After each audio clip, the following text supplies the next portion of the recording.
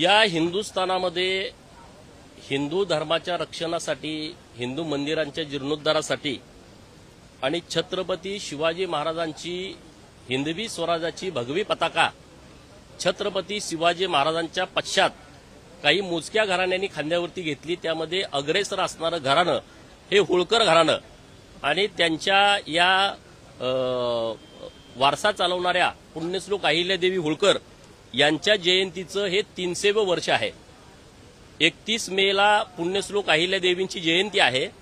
देशभर, राज्यभर सरकारच्या माध्यमातून, वेगवेगळ्या सामाजिक संघटनांच्या माध्यमातून आणि अहिल्या भक्तांच्या माध्यमातून हे जयंतीचं वर्ष मोठ्या प्रमाणात साजरं केलं जातंय। मोठ्या प्रमाणामध्ये तशा पद्धतीचं नियोजन केलेलं आहे। परंतु 2-3 दिवसापूर्वी माननीय संभाजीराजे यांनी 31 मे अल्टिमेटम देऊन छत्रपती शिवाजी महाराजांच्या रायगडावरील वाघ्या कुत्र्याचा पुतळा हटवा अशा पद्धतीचं एक पत्र दिलेलं आहे आणि ते पत्र व्हायरल झालेलं आहे। 31 मेच तारीख देण्याचं कारण काय आहे असा प्रश्न माझ्यासारख्या अन्य हजारो लाखो अहिल्या भक्तांना पडलेला आहे। मुळामध्ये वाघ्याचा पुतळा हटवण्याचा प्रयत्न 2012ला संभाजी ब्रिगेडच्या माध्यमातून झाला होता। छत्रपती संभाजी महाराजांच्या लॉन्चिंगमध्ये जे संभाजी ब्रिगेड पुढे असतं त्यांनी तो प्रयत्न केला होता, परंतु तेव्हा या होळकर भक्तांनी विरोध केल्याच्या नंतर पुन्हा तो पुतळा तिथं बसवण्यात आला होता। परंतु आता मी सातत्यानं चर्चा बघतोय, काली काही लोकांच्या चर्चा मी आपल्या मीडियामध्ये बघितल्या की ते कपोकल्पित आहे, ते छत्रपती शिवाजी महाराजांचा अपमान करण्यासाठी बसवलेला आहे असे हे ब्रिगेडी बोलत आहेत। शरद पवारांना पाहिजे तशा पद्धतीचं राजकारण करण्यासाठी छत्रपती शिवाजी महाराजांच्या इतिहासाची मोडतोड करणं, त्यांना पाहिजे तसा इतिहास पुढे आणणं आणि एखादा वाद निर्माण करण्याच्या दृष्टिकोनातून हे ब्रिगेडी लोक सातत्यानं प्रयत्न करत राहत आहेत। छत्रपती शिवाजी महाराज जिवंत असताना, काल तुम्हाला काही जे इतिहास संशोधक आहेत, मी काही इतिहास संशोधक नाहीये, परंतु संजय सोनावणी साहेब यांनी सविस्तरपणे याविषयीची माहिती मीडियाच्या समोर दिलेली आहे। त्यातला एक विषय मला आपल्यासमोर आणणं अत्यंत महत्वाचं आहे की 1678 साली शिवाजी महाराजांनी दक्षिण दिग्विजय केला होता आणि तेव्हा परतताना त्यांनी कर्नाटकातील गदग प्रांतातील बेलवडी येथील गडीला वेढा घातला होता। हे काम त्यांनी सखोजी गायकवाड नावाचे त्यांचे जे सरदार होते त्यांच्याकरवी सोपवले होते आणि तो विषय त्यांनी या विषयामध्ये ती गडी ताब्यात घेतली होती। ठाणेदार येसाजी प्रभू देसाई या लढाईमध्ये मारले गेले आणि त्यांच्या ज्या पत्नी आहेत मल्लाबाई त्यांनी लढाई सुरू ठेवली। पुढे त्यांनी शिवराय महाराजांच्या बरोबर तह केला आणि शिवाजी महाराजांनी त्यांचं राज्य त्यांना परत दिलं आणि सावित्रीबाई त्यांना किताब दिला। या मल्लाबाईंनी छत्रपती शिवाजी महाराजांच्या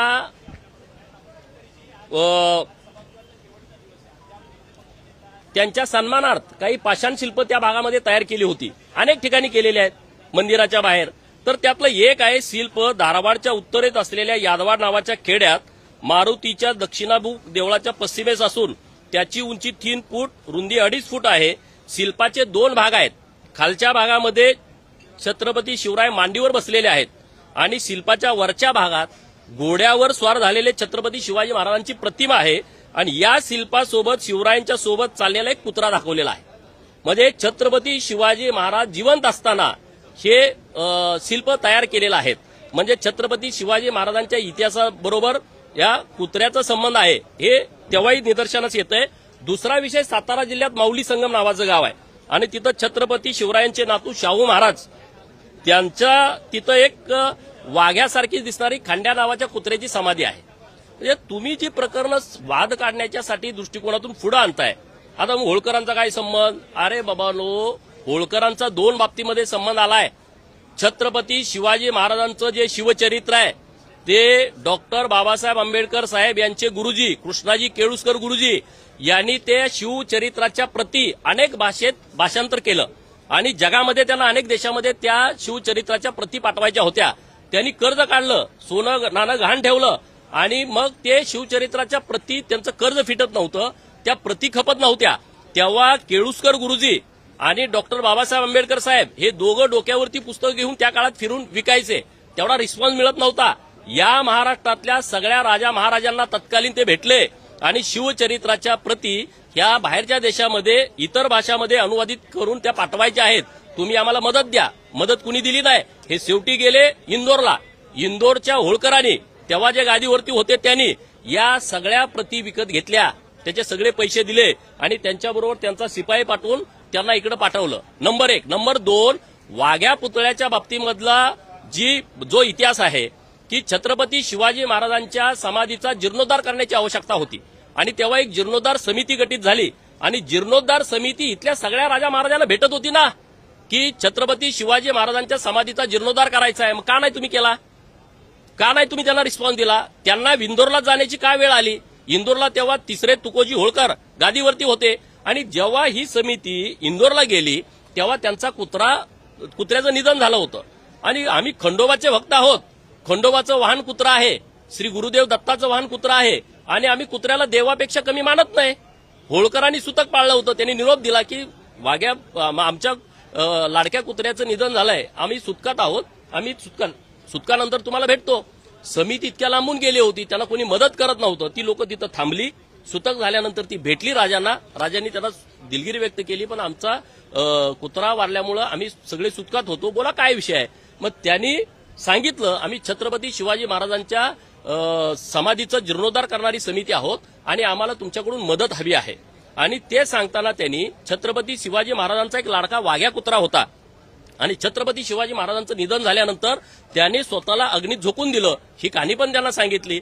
होळकरांनी त्या काळचे 5,000 रुपये हे या जीर्णोद्धार समितीला दिले आणि त्यांना विनंती केली की तुम्ही छत्रपती शिवाजी महाराजांच्या समाधीचा जीर्णोद्धार करत असताना त्यांच्या वाघ्या कुत्र्याची समाधी पण तिथं करा.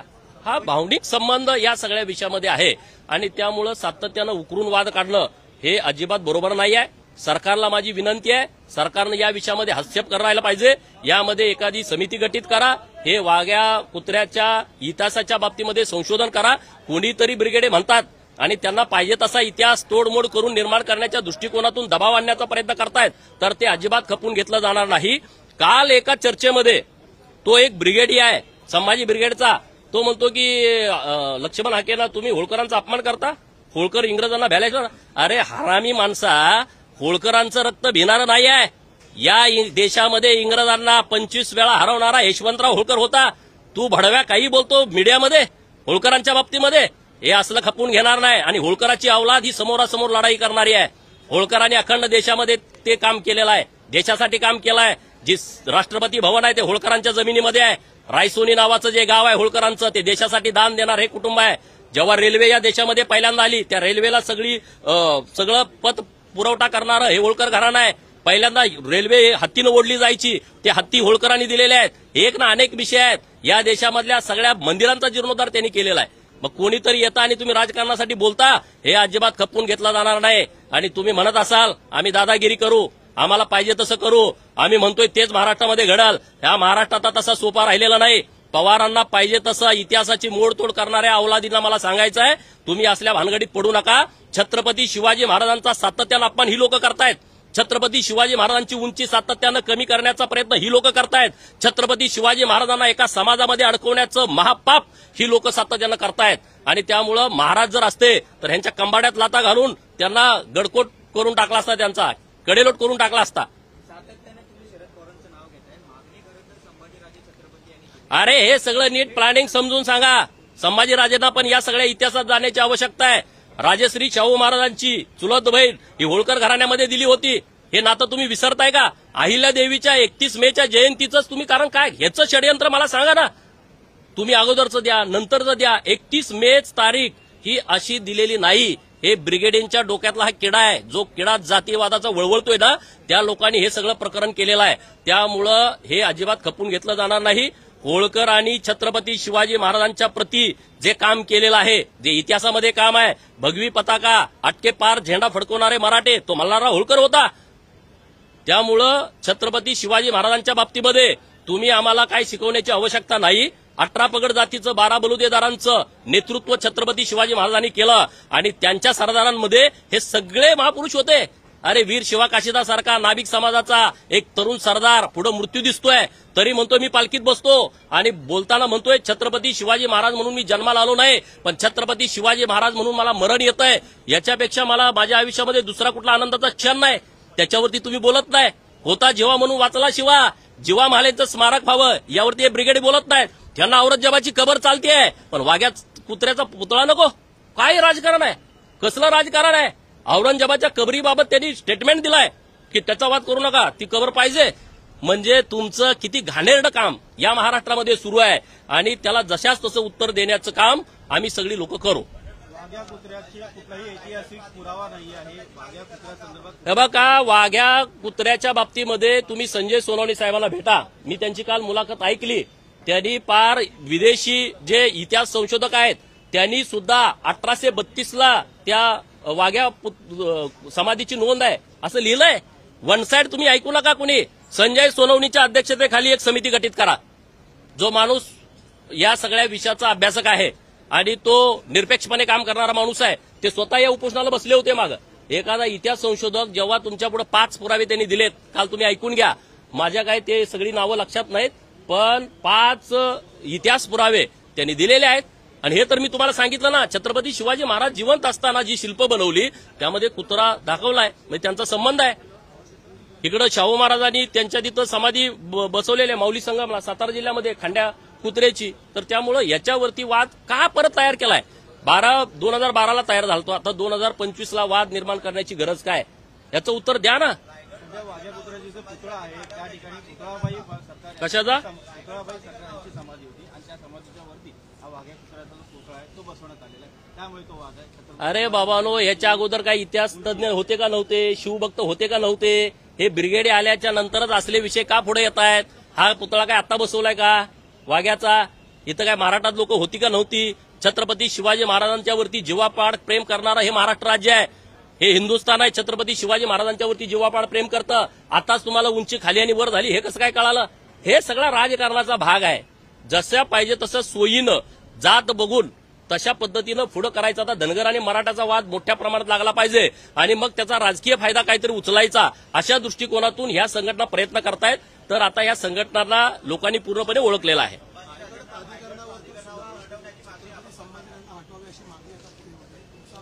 हे बघा, मी त्यांना संभाजीराजेंच्या बाबतीमध्ये हेच बोलतोय की त्यांनी अत्यंत समयसूचकतेनं वागणं आवश्यक आहे. त्यांनी वाघ्या पुतळ्याच्या बाबतीमध्ये जो इतिहास आहे त्याचं नीटपणे व्यवस्थितपणे अभ्यास करून याच्यावरती स्टेटमेंट देण्याची आवश्यकता आहे. आणि धनगर समाज हा पूर्णपणे पहिल्यापासून छत्रपती शिवाजी महाराजांच्या बरोबर होता. आज ही रायगडावरती गेला तर तुम्हाला ज्या झोपड्या दिसतात त्या सगळ्या धनगर समाजाच्या आहेत. तुम्ही असं करू नका. चुकीच्या पद्धतीनं या लोकांच्या मध्ये विष पेरण्यासारखा प्रयत्न ह्या ज्या संघटना करतायत त्याला खतपाणी तुम्ही घालू नका. हा, मग काय प्रकार आहे? आता तुम्ही सगळ्या सोशल मीडियामध्ये आणि मीडियामध्ये बघा, सगळी लोक अहिल्या भक्त आणि होळकर शाहीला मानणारी सगळी लोक, ती काय धनगरच नाहीत, सगळ्या लोकांच्या मध्ये मोठ्या प्रमाणात उद्रेक झालेला आहे. हे बघा, मी त्या विषयामध्ये पडत नाहीत पण त्यांना माझी विनंती आहे की त्यांनी व्यवस्थितपणे स्पष्ट आणि स्वच्छ भूमिका या सगळ्या विषयामध्ये घेण्याची आवश्यकता आहे.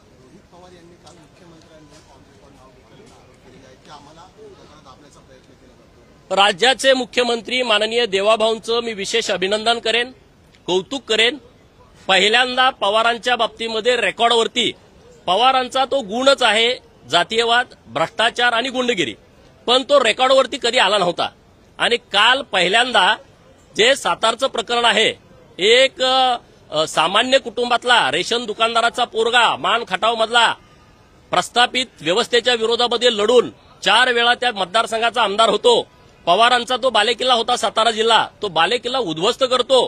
तर त्यांना डॅमेज करण्याच्या दृष्टिकोनातून काय करता येतंय का? हातामध्ये काही सापडत नाहीत. तर 2016ला जी केस दाखल झाली होती आणि ज्याच्यावरती 2019ला मेहरबान कोर्टाने निकाल दिलेला आहे निर्दोष, ती केस पुन्हा उकरून माननीय मंत्री महोदय यांचा बदनामी करण्याच्या हेतूनं जो व्हिडिओ सोशल माध्यमामध्ये आला तर त्याबाबत महाराष्ट्रामध्ये सगळा गोंधळ निर्माण झाला. पण इथंपर्यंत ठीक आहे, एखादी भगिनी तिच्यावरती अन्याय झाला म्हणून समोर येणं इथंपर्यंत कुणालाच डाऊट नाही. परंतु तपासामध्ये जे विषय पुढे आले ते माननीय मुख्यमंत्री महोदयांनी काल सभागृहामध्ये सांगितले. त्यामध्ये रोहित पवार, सुप्रिया सुळे आणि प्रभाकर देशमुख यांचे त्या महिलेला अनेक वेळा फोन गेलेले आहेत. त्या महिलेने जे व्हिडिओ तयार केले ते ह्यांच्याकडे आले आणि मगच त्यांनी ओके व्हिडिओ व्यवस्थित आहे, बदनामीकारक आहे, मग तुम्ही सोडा अशा पद्धतीनं म्हटलं. हे तपासाचा भाग आहे, आरोप नाही आहे. आणि त्यामुळं रोहित पवारांचा खरा चेहरा, पुरोगामित्वाचा खोटा बुरखा पांघरून हे जे पवार घर बसलंय त्या बुरख्या फाडण्याचं काम माननीय देवाभाऊनी काल केलेलं आहे. रोहित पवारांना या गुन्ह्यामध्ये सहआरोपी करण्याची आवश्यकता आहे. मी सरकारकडे मागणी करतो. सुप्रिया सुळे काल वेगळं त्या मीडियामध्ये बोलत होत्या की आमचा संबंध नाही, ते आम्हाला भेटलेच नाहीत. फोनवर भेटत नसतं, फोनवर बोलत असतात, फोनवर भेटायचा काही संबंध येत नसतो. व्हिडिओ व्हॉट्सअपवरती येतात, त्याला काही भेटायची आवश्यकता नाही. महाराष्ट्राला खोळ्यात काढायचे धंदे तुम्ही सगळ्यांनी बंद करा. सरकारला माझी विनंती आहे की या प्रकरणामध्ये जे आरोपी भगिनी आहे तिच्यासोबत यांना सहआरोपी करा आणि यांच्यावर कठोरातली कठोर कारवाई करा. परवाच्या रात्री मला एक अधिकारी भेटला आणि त्यांनी मला सांगितलं की गोपीचंद पडळकर आणि त्याचा भाऊ ब्रह्मानंद पडळकर याच्यावरती हल्ला करण्याचा एक कट रचला जातोय. मी परवाच्या दिवशी एवढा विशेष घेतला नव्हता, परंतु काल सभागृहामध्ये हे सगळे विषय ऐकल्याच्या नंतर मी या विषयामध्ये सिरियस झालो. सोलापूरमध्ये माझ्यावरती 2021ला एक हल्ला झाला होता. माझ्या गाडीवरती दगड टाकला होता आणि त्याच्या छातीवरती शरद पवारांचा टॅटू होता. हे तुम्हाला प्रकरण सगळ्याला माहित आहे. आणि हे सगळं प्रकरण रोहित पवारांनी केलं होतं.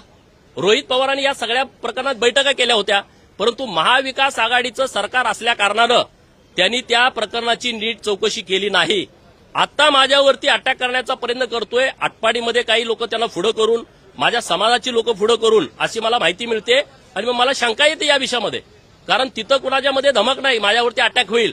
परंतु रोहित पवार सारखा गुंडगिरी प्रवृत्तीचा माणूस, ज्याच्याकडे पश्चिम महाराष्ट्रातले सगळे गुंड त्याच्याकडे आहेत, त्याच्या पदरी काम करतायत, मुकामधले आरोपी असतील, अन्य हद्दपार आरोपी असतील, सगळ्यांना आश्रय हा देत असतो. आणि त्यामुळं या सगळ्या विषयामध्ये सिरियसनेसपणा आहे. हा एक सहकारी आहे, हा शरद पवारांचा जवळचा कार्यकर्ता आहे. हा ह्या त्या सगळ्या प्रक्रियेतला एक भाग होता. हा मला 1-1.5 वर्षापूर्वी येऊन भेटला की रोहित पवार तुमच्या विरोधामध्ये असं षडयंत्र करतोय. पण मी काय म्हटलं, जाऊ दे, तो विषय त्यांचा असेल. आता जो सोलापूरमध्ये हल्ला झाला ते सगळं प्रकरण ह्याला माहित आहे. पुण्यश्लोक अहिल्यादेवींची जयंती आम्ही जेव्हा शरद पवार तिथं कार्यक्रम हातामध्ये घेतला त्या जयंतीमध्ये आम्ही त्यांना विरोध केला. तिथं ह्या सगळ्या पोरांना रोहित पवारांनी सांगितलं तुम्ही तिथं जाऊन दंगा करा, सगळ्या भानगडी करा. आणि ह्या काय असा तसा नुसता फॅन नाही आहे, त्याच्या छातीवरती शरद पवाराचा गोंधन आहे, टॅटू आहे.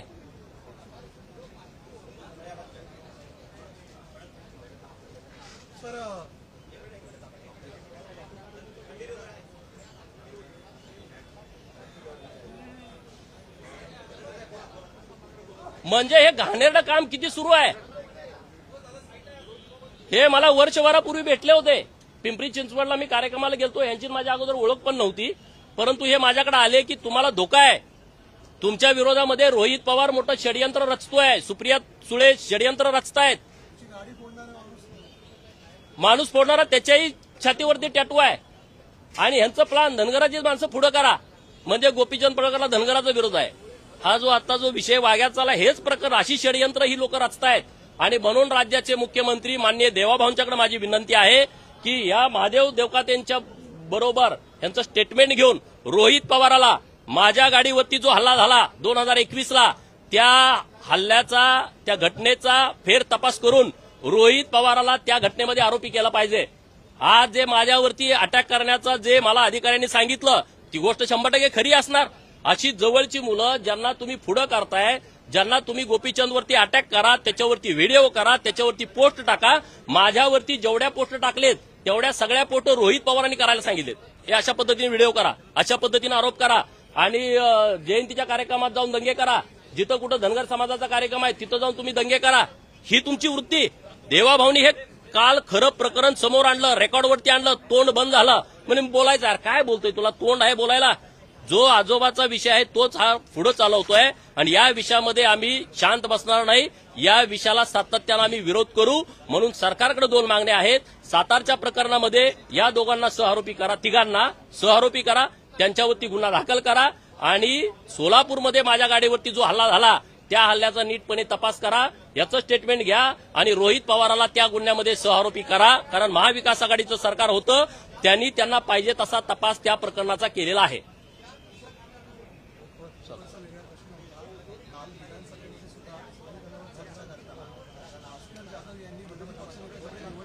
कपडे घाल. हा?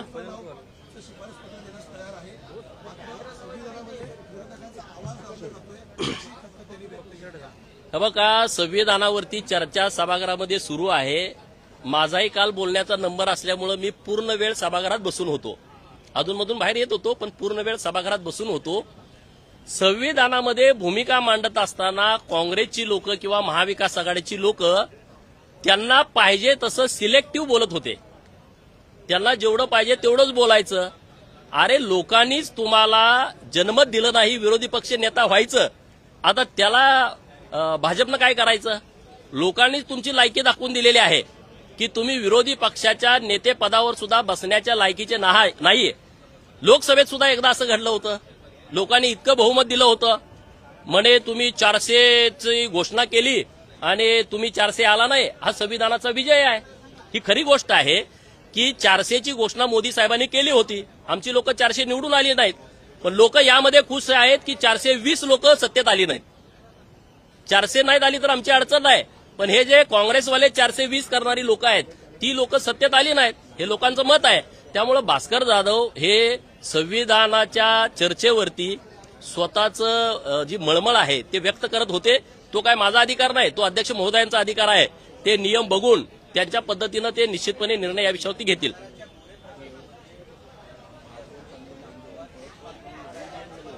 अरे बघा ना तुम्ही, हे प्रकरण कुणी रेकॉर्डवर आलंय. हे काय मुख्यमंत्री महोदयांनी आरोप केलेले नाहीत. तपासामध्ये जे निष्पन्न झालं, तपासामध्ये त्यांचे मोबाईल जे चेक झाले, त्याच्यामध्ये हे सगळं पुढे आलेलं आहे. त्यांच्या फोनवरनं ते बोलले, काय बोलले, किती वेळा बोलले, काय चॅटिंग झालंय, हे काय नुसता आरोप नाही आहे. त्यामुळं हे त्या कटाचे सूत्रधारच आहेत.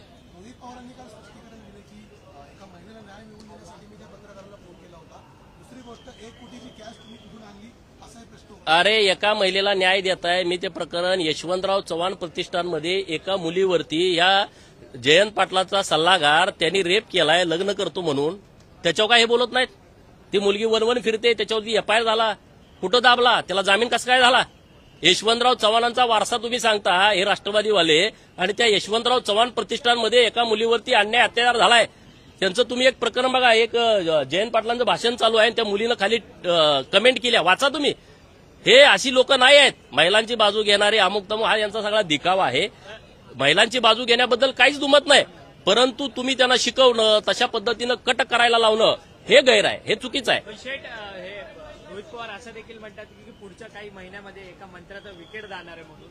काय तो मंत्री, त्या मंत्र्याकडे सूचक ते इशारा सुद्धा करतात. बघा, रोहित पवारचं काय झालंय, अगोदर संजय राऊताचा भोंगा वाजायचा, त्या भोंग्याचं टायमिंग ह्यानं ओळखलं. अरे, इथं सिक्युरिटी यायच्या अगोदर रोहित पवार येतोय, पत्रकार यायच्या अगोदर रोहित पवार इथं येऊन शोधतोय, तुम्ही या, मला बोलायचं आहे. काय केलंय? 3 तारखेपासून 26 तारखेपर्यंत रोहित पवारचं शेड्यूल काय आहे? टीव्हीवरती दिसायचं आहे, मी काहीतरी करतोय, मी काहीतरी बोलतोय. अरे, एवढा हलकटपणा. तो संजय राऊताला त्यानं ओळखला, 9:45 तो येतोय, शो तुम्हाला 9लाच येतोय. मला सिक्युरिटीवाले बोलले आम्ही यायच्या आधी हा येतोय. विधान भवनाचे कर्मचारी म्हणले हे विधान भवनाचं कुलूप उघडायच्या आधीच हा इथं येऊन बसतोय. एवढी वाईट वेळ याच्यावरती आल्या, तुम्ही त्याला तास दाखवताय. अरे काय, मला त्या रोहित पवाराचं खरं तर क्यू येते. अरे, एवढा लापाटपणा बरा नाहीये.